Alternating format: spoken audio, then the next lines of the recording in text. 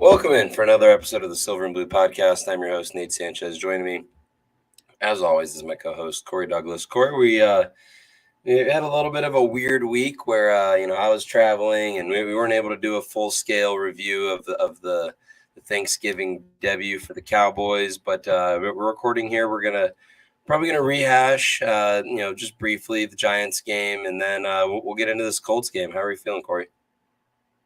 No, we're feeling good. The Cowboys were able to improve to 8-3 on Thanksgiving. It was a little bit of an uneven performance, I would say, for the Cowboys. Kind of got off to a slow start and kind of weren't clicking on all cylinders.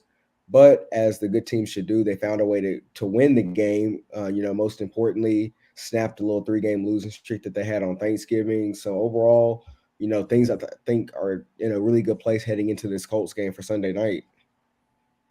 Yeah, just briefly, my 2 cents on the Giants game. I thought it was one of those. We've kind of seen this, in their games against inferior teams that we saw, against the Lions and against the Bears, where when the Cowboys are heavily favored, they've just they go in and that the other team hangs around for a little bit, and then ultimately the better team just kind of slowly takes over, and the disparity in talent. The disparity in talent, causes the Cowboys to pull ahead. And we saw that with the Giants. They were down 14, I want to say 13-7 at half, and you blinked and it was 28-13, and Dallas had scored on 3 straight drives. The defense turned up the pressure. So, I liked what I saw.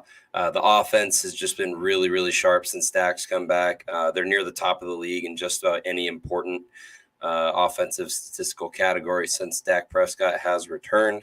So the offense is in good form right now. The defense, after a couple weeks where we were wondering, are there some real issues with this defense? And yeah, there are. There's small issues with every unit in the league, but I think the defense has gotten back to its dominant self. And again, since Dak has come back, the offense has been one of the best offenses in football.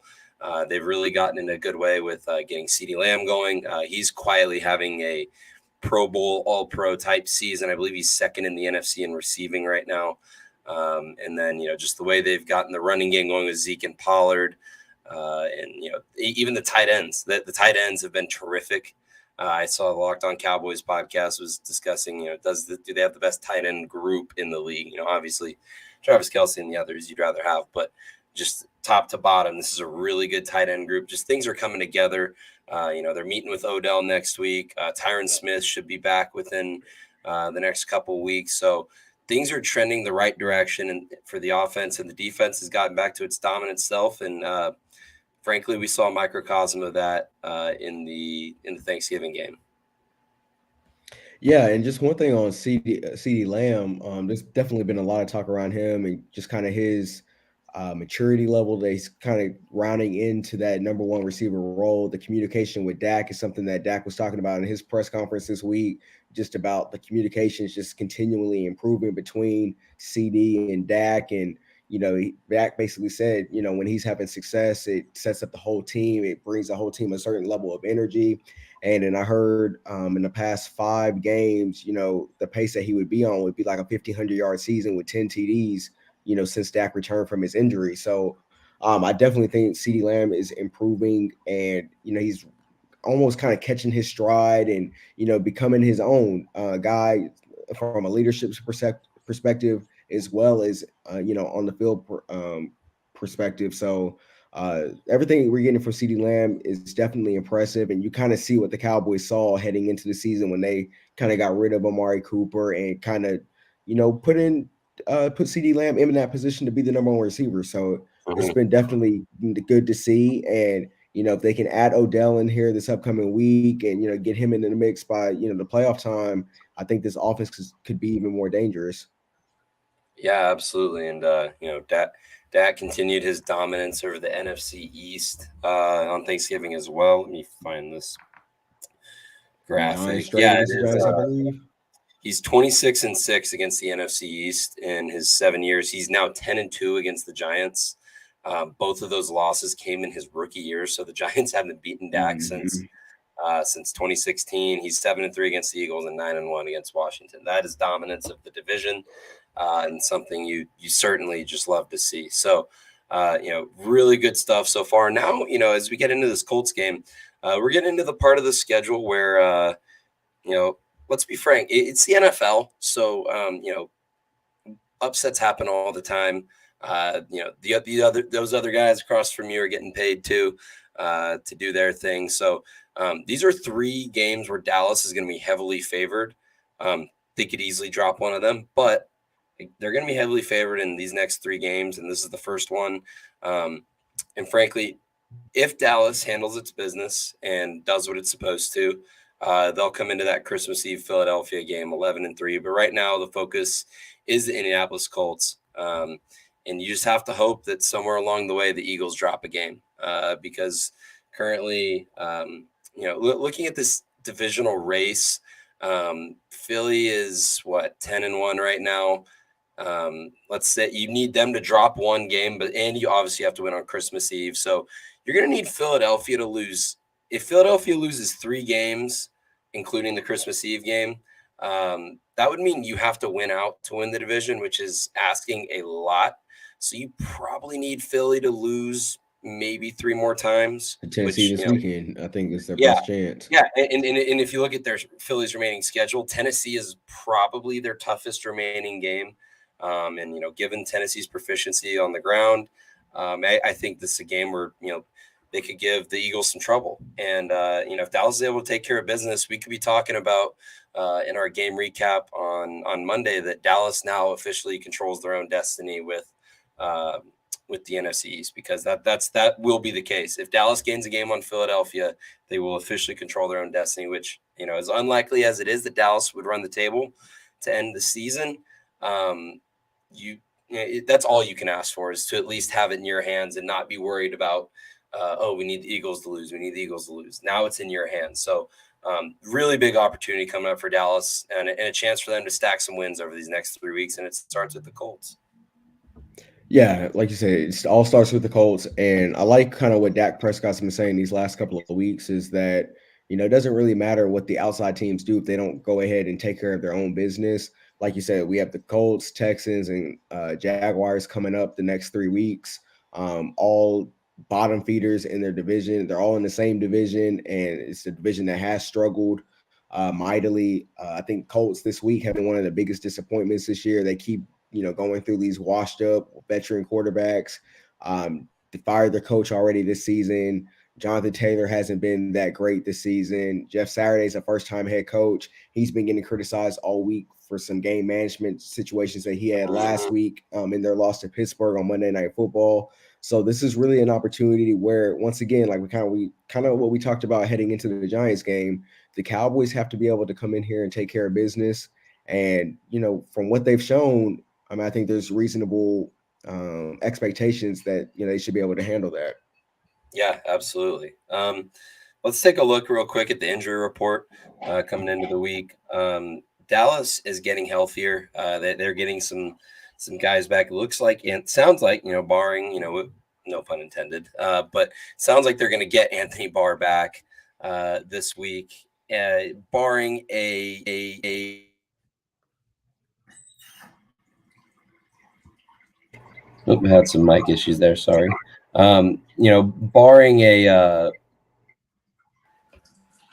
like a Saturday tweak of the hamstring that he had, I believe, before the Vikings game or before the Giants game, I forget. Before the Vikings game.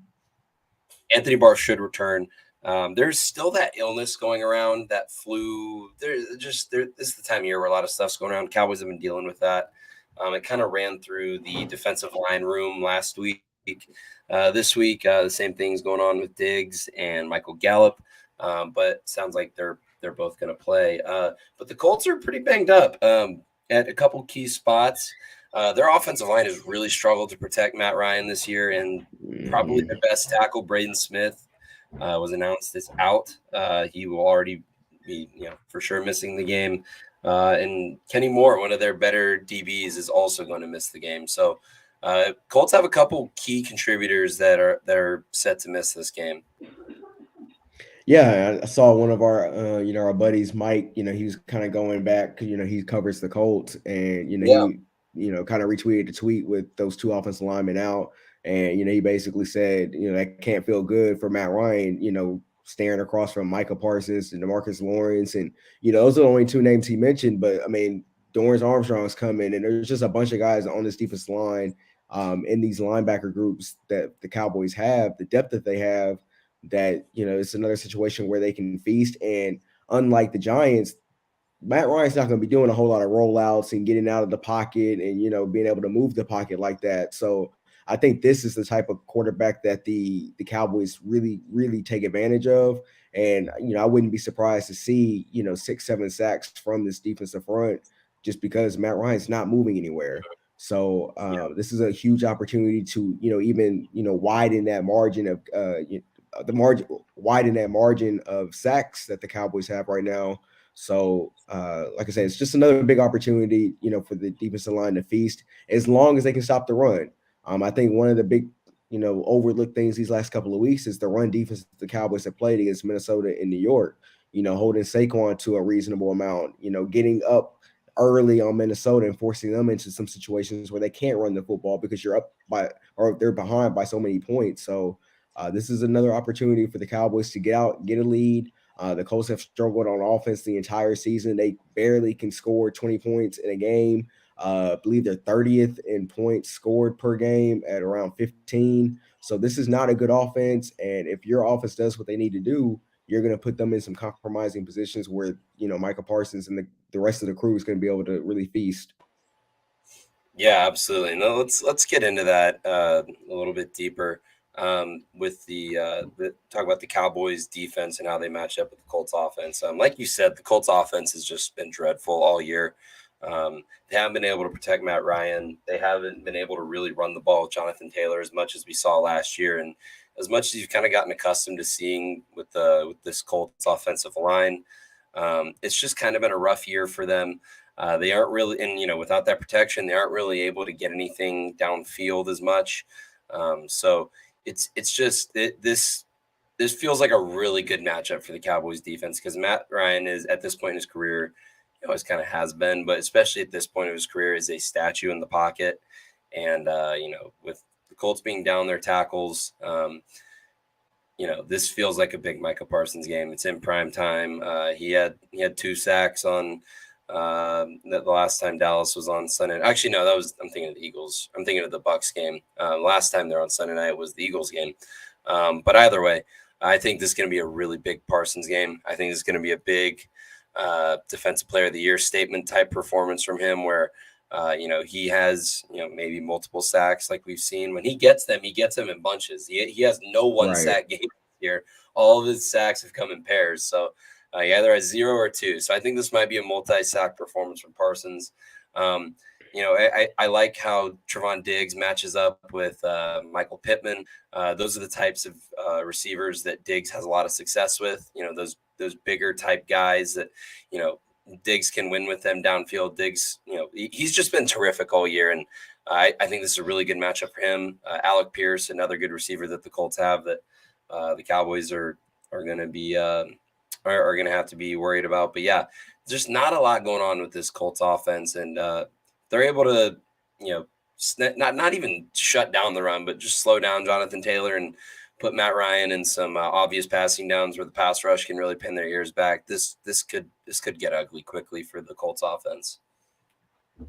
Yeah, I don't see a whole lot of weapons. Alec Pierce is a young receiver that they have coming up. Paris Campbell has made some plays at times this year. But like you said, the number one receiver is Michael Pittman, and he's not the most consistent receiver right now, mostly because of the problems that they've had up front. They haven't been able to run the ball, like you said, successfully, and then he's just not been. It's been inconsistent quarterback play. They went to Sam Ellinger there for a couple of weeks before Jeff Saturday came in. So I think they're out of answers, to fix the offense besides just, kind of losing out and being able to set themselves up in position to get, a quarterback, or, trade for a quarterback or something along the lines. They're going to have to make some changes at the quarterback position this offseason. But right now in season, there's just not a whole lot they can do. I don't really see a whole lot of ways that this offense is going to be able to move the ball consistently if they aren't able to get Jonathan Taylor going. And I think we kind of saw a similar game plan for the Giants where, like I said, they were trying to move the Daniel Jones out of the pocket, get him making some easy throws, but it just obviously it wasn't enough. They only scored 20 points, and it was a struggle to get to those 20 points because they scored a garbage touchdown late in the game there. So I think if the Cowboys can just, this is kind of leaning towards the offense, but if they can just score 20 plus points, I think this is going to be a fairly easy win for the Cowboys. Yeah, I would be shocked if the Colts got to 20 points. And maybe like if they're at 13 and they get a late garbage time touchdown, sure. But I'm talking like 20 like meaningful points. I would be really shocked if that were to happen. And frankly, a little disappointed just with how Dallas matches up with this Colts offense. And like you said, they're just kind of out of answers. They've fired the coach. I mean, I can't imagine Chris Ballard is gonna be sticking around after this year. Yeah, Jim Irsay just is kind of, we complain a lot about Jerry, but Jim Irsay is almost as or more dysfunctional than what the Jones family has going on. So yeah, just a lot going on in Indianapolis this year, and frankly, it seems like they might be out of answers. And this is just a matchup where I really think the Dallas and we've seen the Cowboys, pass rush. They're the best in the league at getting home with 4 pass rushers. They don't need to bring blitzes to get pressure on Matt Ryan, and so I think they're just going to be able to load the box against the run and stop Jonathan Taylor, and then be able to drop 7 in coverage and make life hard for Matt Ryan in the pocket. And, this just feels like there's been probably 3 or 4 performances from the Cowboys pass rush that we've seen this year where you're like, holy hell, they just had 20, 25 pressures. We saw that a lot early in the season. This feels like that could be one of those weeks, just especially with Matt Ryan in the pocket, and you don't have to worry about his legs nearly as much. Yeah, and just one guy I wanted to highlight on this offense because it's a guy that we talked about through the draft process at tight end. Jelani Woods is coming off a great game. He had 9 catches, 98 yards. He didn't get in the end zone, but he's a guy that's kind of, been hit and miss for the most part this season. But this is he's coming off by far his best game of the season. So I just wonder if getting him more involved across the middle of the field is a weapon that they might try to turn to in this game. Because, like I said, or like we both said, that Diggs on Pittman, I don't think Pittman is going to be much of a factor this week. But he could be a sneaky player where he might be able to make an impact. And if they're going to score or move the ball consistently, he might be a guy that they turn to a lot this upcoming week. The Colts are going to have to use a lot of quick game, get the ball out quick. Maybe some screens, maybe to tight end screen to Woods, or get their receivers involved in the screen game, or Jonathan Taylor. They're going to have to get creative.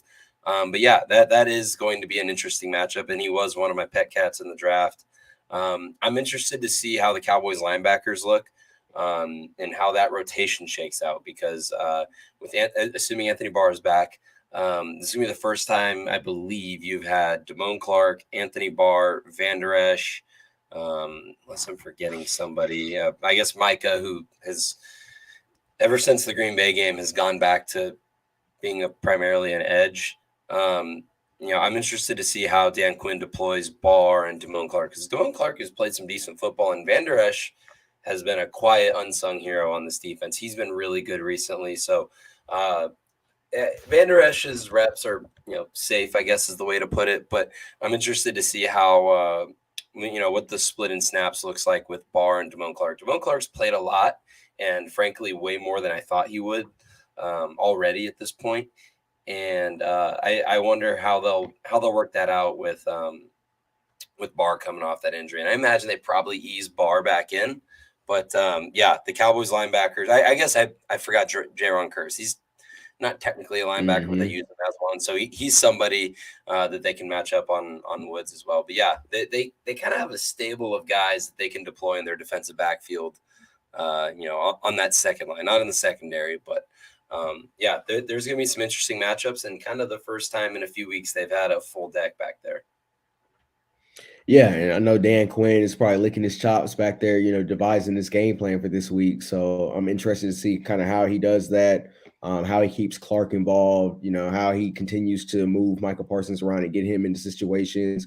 And one thing about Michael Parsons is, he tweeted after the game that he wanted to go against the Giants' best offensive lineman the entire game, and he stayed on that side on the entire game. So I just wonder, if he sees anything on this offensive line that, even warrants him kind of taking that challenge and, kind of doing what Micah does. So I just think there's just a lot of different ways that is going to make this Cowboys defense successful against this Colts offense.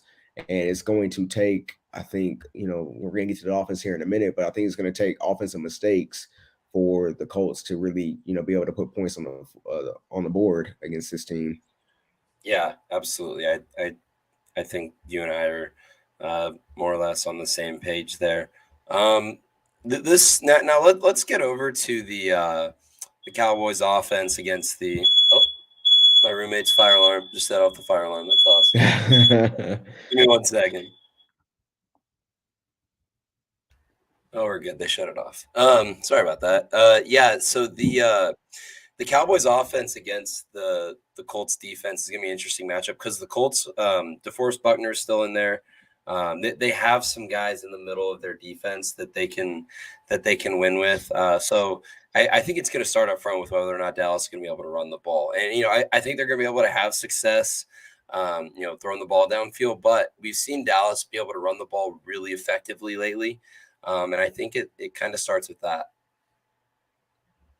Yeah, and I'm just looking down, Darius Leonard, or Shaq Leonard, whatever he wants to be called, this day. He's been out a lot this season. Like you said, they have DeForest Buckner, they have Ngakwe, who has 8.5 sacks this season. Quiddy Pay's got a few sacks this season at 4. Kenny Moore is one of their best secondary players. He's now out for this week, so that's definitely a huge advantage for the Cowboys, I think, to be able to mix and match with, CeeDee Lamb, who we Mhm. talked about, at the beginning of the program. But this is a defense they're only giving up about 20 points a game. They're right outside the top 10 in that category as far as points allowed. So this is not a defense to be slept on. They can take advantage of quarterback mistakes. I think, like I said just a second ago, the way that the Cowboys lose this football game is if they can't stop the run, and then if you turn the ball over on offense. We've seen some miscommunications, which is seemingly getting better between Dak and his receivers.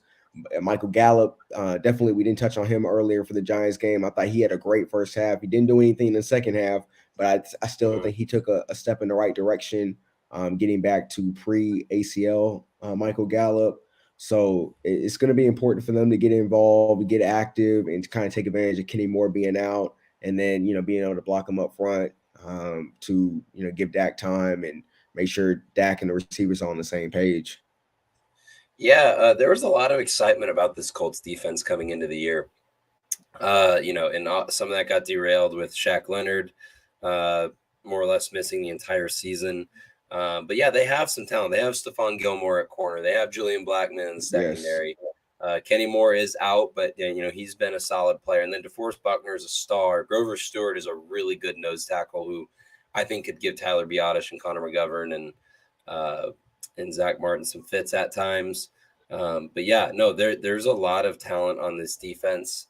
It hasn't lived up to, what they may have hoped. Yannick Ngakoue is having a decent year. He isn't super interested in stopping the run, but he can still get after the passer, and I think he could present some issues for Tyler Smith. But yeah, this defense is they've been really solid this year. They're middle of the pack in points per game, um, but they're eighth in passing defense right now. They're 20th in rushing defense. But yeah, this defense has some.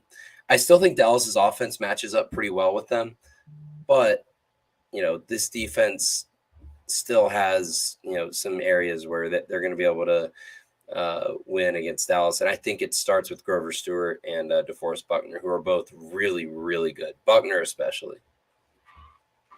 Absolutely, and I mean, this is the same, defense, give or take a couple of parts that they've hung in the game with, and beat Kansas City early in the season. They had Philly beat a couple weeks ago. They played tough against, a Yeah. hard-nosed, struggling football team against Pittsburgh.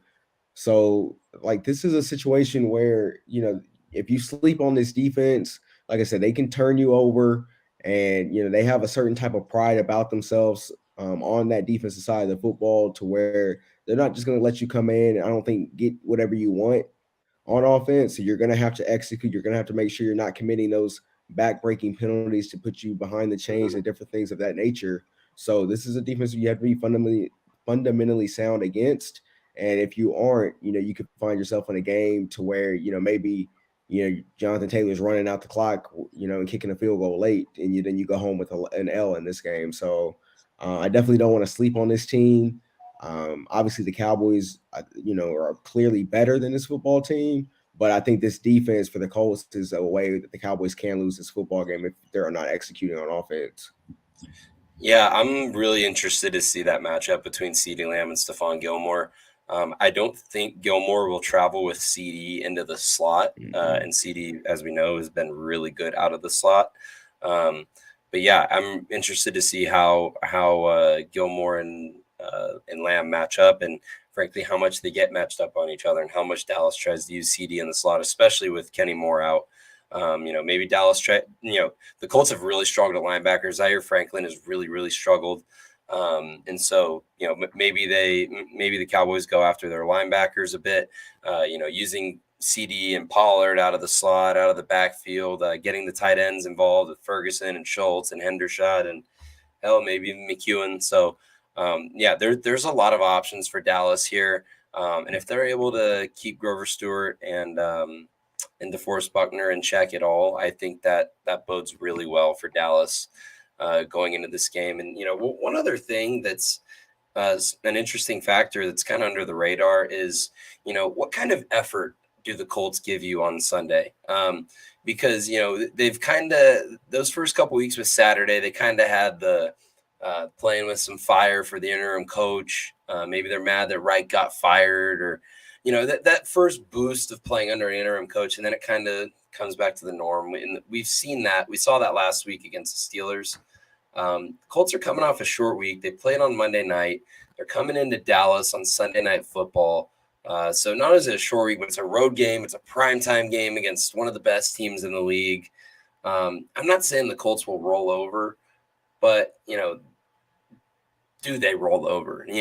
What kind of effort do we get from the Indianapolis Colts under Jeff Saturday? I'm not saying I'm expecting them to do so, but it seems like it really seems like this is a spot where the lesser team just doesn't have enough fight in them, especially in a primetime game against a great team like the Cowboys. I think one thing about that is, so number one, I think Michael Parsons kind of commented on this earlier in the week, where he was just like, we kind of realized the game that, we get being the Cowboys on primetime football. So I think that can work both ways. So what I mean by that is, I think if the Cowboys go out and jump on them early, I think that's where you can kind of get into that category of quitting. But if Hmm. you give them a reason to believe early, I think Yeah. that kind of momentum can carry them through the game and keep the game close. So I think it's still on the Cowboys to kind of go out and enforce their will on this football team, and that might force them to crack. But I don't think they're just going to kind of roll out there and crack. So I think it's just, like I said, it's just going to be on the Cowboys to kind of force them, force their hand in that situation, like force them to say, all right, here we go. And again, maybe it's a moment where they turn the ball over.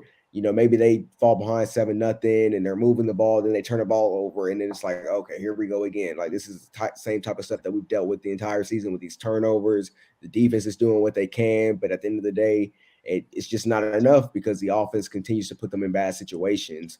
So I definitely think that's an interesting thing to watch. But the Cowboys are definitely gonna have to go out there, I think, and force them to kind of roll over. Yeah, and then another thing that I didn't mention in the terms of like rest and that type of thing is not only are the Colts on a short week, but the Cowboys are on a long week. They just got a mini bye. They're coming off 10 days rest. They've been at home the whole time. The Cowboys have been back home in Dallas since the Minnesota game, which was by then will have been, I think, 3 weeks ago, 2.5 weeks ago. Mhm. So Yeah, this is really shaping up to be a spot where Dallas is the better team. They're more well rested. They're at home. This just feels like a good spot for Dallas, and I'm hoping for a sharp performance from especially the offense. I want to see them keep that going, and then maybe Odell Beckham is a Cowboy the next time they play, with the Cowboys meeting with Odell this Monday. So that's definitely going to be something to monitor. So let's get into predictions and wrap it up. I'll let you go ahead first in your predictions. Yeah, so coming into this game, obviously the Cowboys are 10.5 point favorite. The over-under is about 44.5. I do think this is a game where I believe that the Cowboys come out and kind of enforce their will and are able to beat this Colts game. Something is telling me it's going to be a little bit closer than I think a lot of people imagine, actually. So I do think the Cowboys win. I think it's somewhere 27-17-ish, somewhere in that ballpark. So I think at the end of the day, it's a comfortable win, but I do think the Colts played them, throughout the game and kind of keep it closer than a lot of people were expecting.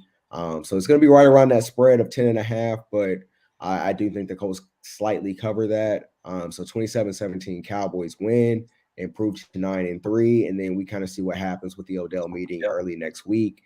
And maybe next time we talk, we have more updates on that, along with the kind of post game show for the Colts game.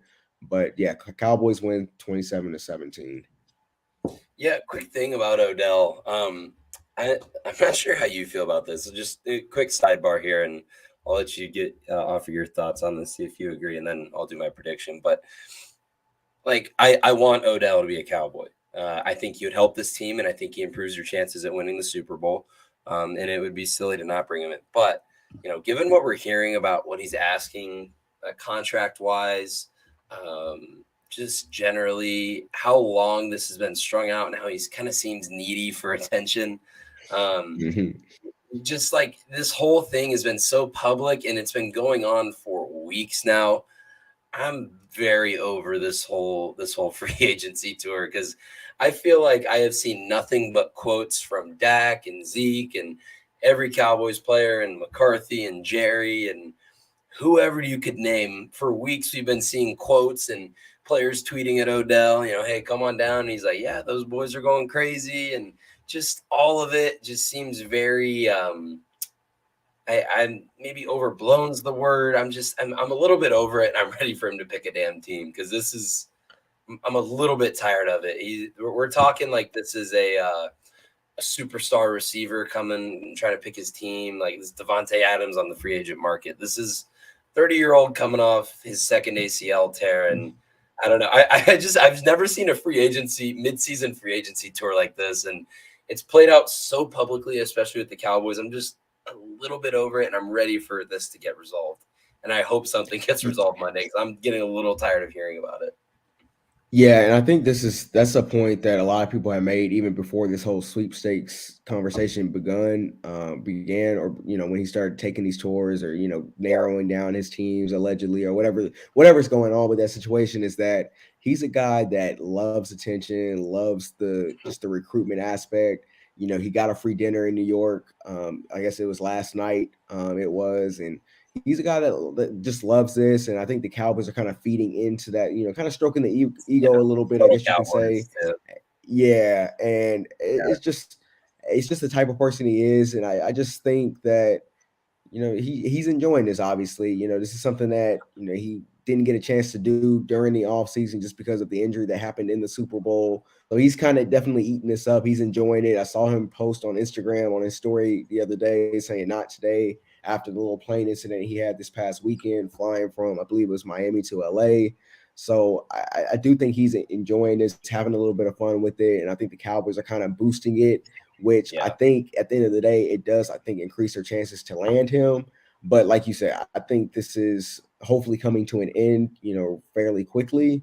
And, we can kind of move on, either with him or, without him. Although I will say it will be kind of annoying if they did all this talk and then yes, sat down with him and yes. weren't willing to pay him. So yeah, that part of it's definitely going to kind of annoy me. And, we might have to touch on that, in the coming weeks if he doesn't choose Dallas at the end of the day.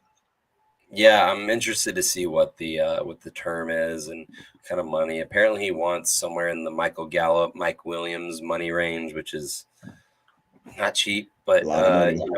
yeah, it's a lot of money for an older receiver coming off his second ACL tear. So we'll see how it all plays out. I'm sure we'll have some updates by the next time you and I talk next week, whenever they meet on Monday, and we'll record that later that Monday. So I'm sure we'll have some updates by then. But yeah, we'll see if this gets resolved. And again, I don't want that to be confused with I think Odell's a drama queen and he has those same locker room issues that he had back in the day, because I do think he's grown up a lot, and I think I don't have any issues with his locker room fit. I think the Cowboys have enough veterans where they can make that work, and I think he proved himself a lot with the Rams last year. So that's that on Odell. We'll have some updates Monday, I'm sure. So let me give my prediction really quick, and then we'll get out of here. I'm going to go a comfortable win for the Cowboys. And I think the Colts really struggle to get to like 14, 17, somewhere in there.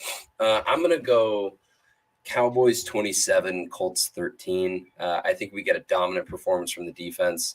A big performance from Parsons, especially, if Dallas is able to build an early lead, they can really cut the pass rush loose on Matt Ryan.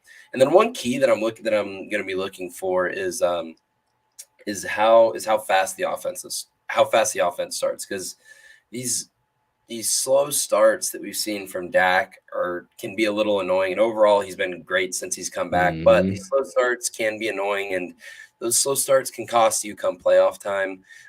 So I think they need a good start from Dak this week. And he always eventually gets it going, but these starts where it takes, one or two drives to start moving the ball, just that gets a little old. So I'm looking for a fast start from the offense. But yeah, 27-13 Cowboys, they get to 9-3, and hopefully the Titans are able to pull something off in Philadelphia against the Eagles, and they can cut Derrick Henry loose against that suspect Eagles run defense. And then hopefully we get to Christmas Eve, and we can really have some fun. So unless you got anything else, Corey, we can get on out of here. No, I just want to mention this one thing, because I feel like Tony Pollard was a little bit quiet in that Giants game, so I want to see them kind of get him back involved. I thought Zeke looked great in that game. Yes. By the way, I thought he was running hard. He was making more 10+ run yards in one quarter than he's made in the last 3 years. I believe he had runs of like 10, 12, and like 22 or something along those lines in that first quarter. So I thought that was huge. But I definitely still want to see Tony Pollard get back involved in that run game and have more success on his end, along with Zeke continuing the momentum that he's shown these past couple of weeks. So definitely looking for kind of a Tony Pollard bounce back, if you want to say, in this game, because like you said, Stephon Gilmore, he's out there and he's shown in the past and in these past few weeks that he has not really lost a step at cornerback. So I think he's going to be a lot. Or be on CeeDee Lamb a lot. So I think there's going to be opportunities for other guys to step up on the offense. Yeah, absolutely. I completely agree. And should be a lot of fun on Sunday night. Hoping for a good primetime performance for the Cowboys. So thank you guys for listening. Make sure to check out everything going on at the Dallas Sports Fanatic, all our coverage on the Mavs, Rangers, Stars. Check out our socials at Cowboys News 365 and at Dallas_Fanatic. And on Instagram as well, at DAL Cowboys Fanatic. You can get Corey at the Mr. Douglas with 2 S's. You can get me on Twitter at Nate_Sanch77. Again, thank you guys for listening. We'll talk to you next time on the Silver and Blue podcast.